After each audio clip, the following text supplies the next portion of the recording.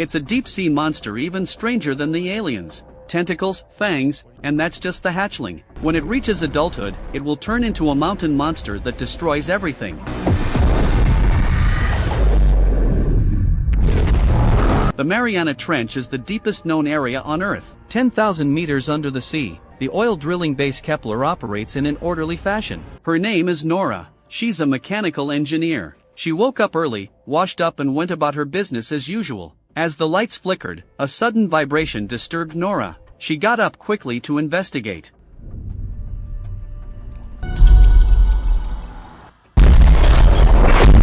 As the sea poured in, the pressure in the cabin increased, and Nora stumbled, calling out to her sleeping companions. She runs forward like a madwoman. A sliding shovel and the two rushed out.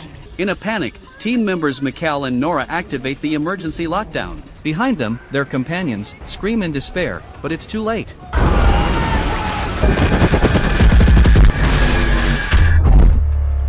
As the alarm sounds, the two men struggle to get up. The communications system is completely down and the hiss of a wild animal is in their ears. The shaking continued. What had happened to the base? There wasn't much time to think. To survive, they had to get to the emergency escape pods as quickly as possible. In the collapsing rubble, Nora rescued one of the surviving members of the team, and several of them made it to the escape area. The captain sat with his head in his hands. The escape pod had been destroyed before Nora and the others arrived. In the control room, the surviving 4 men and 2 women were at a loss for words. Now the base was badly damaged and in 30 minutes the place would explode. The captain made an instant decision. We go for the Roebuck.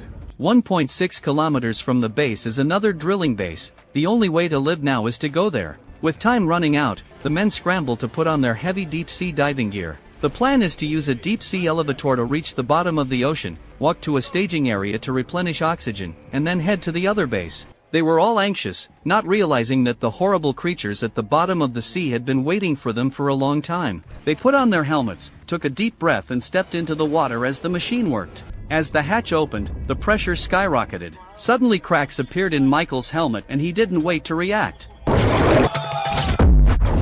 Lisa, a female member of the team, screams in despair. Nora and the others, unable to grieve, can only control their heartbeats and enter the deep-sea elevator as planned. The elevator makes it down, but then a new situation arises. Radar shows that an escape pod is stuck under the elevator. 2 crew members go to check it out, and the pod is full of gruesome corpses. A monster bursts out of the corpses and in the confusion the team pulls the trigger. In the deep-sea elevator, the group laid out the monster they had killed on the stage. There's a shudder, the lights go out and a loud hissing sound fills the ears. The crowd holds its breath and looks up. With a terrible bang, the base explodes and the lift plummets. The crowd hurriedly put on their helmets and climbed out of the lift. Countless pieces of debris fall from above.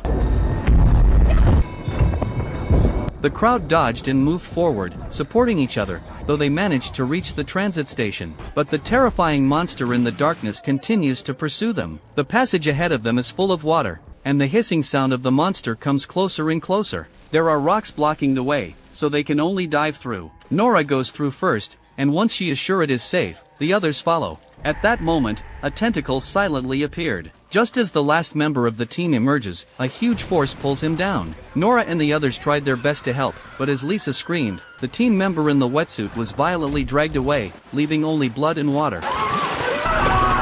The crowd turned and ran like mad. Back at the staging area, everyone looked outside. The 6,000-ton drill had toppled over, and they were instantly stunned. What kind of creature could have so much power? Looking at the shattered glass next to them, the crowd decided to leave the staging area in a hurry. They replaced the oxygen tanks and continued on their way. As the group cautiously traveled along the ocean floor, a monster suddenly appeared in the dim light. They turn off the lights and switch on the infrared equipment. Behind Nora, the monster flashes and drags one of the male team members straight into the cave. The captain climbs into the cave and rushes to save the unconscious team member as a huge force pulls the rope upwards. Nora is unable to defend herself and is dragged along with the captain.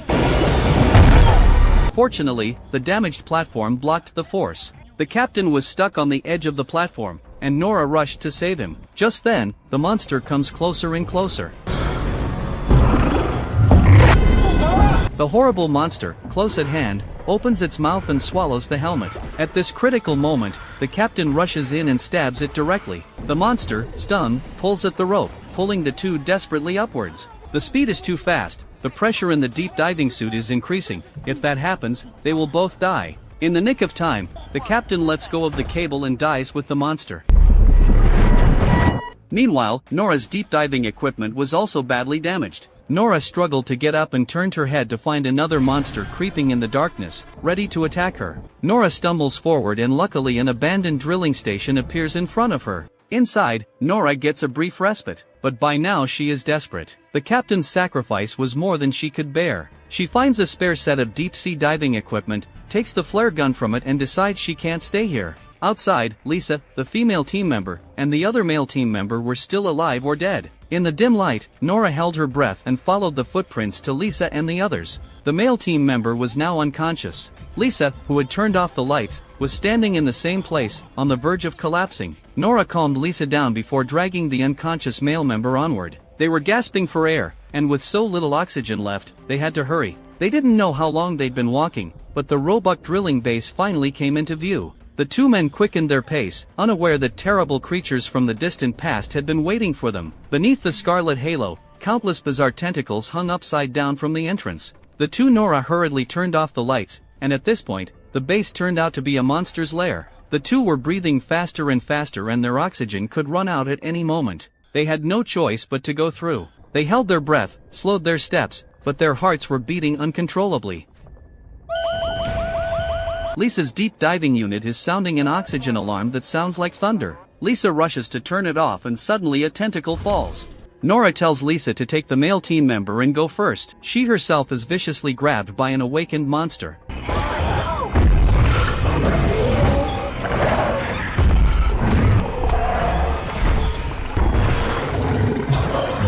Nora is eventually swallowed by the monster and just in time, Nora pulls out the flare gun and the monster is shot through. The monster is shot straight through and falls to the ground. When Nora crawled out of the monster's wound, all the monsters had awoken. Nora trembled, thinking that this time she was going to die. Just as the monsters were about to pounce on Nora, a hissing sound from the distance filled Nora's ears.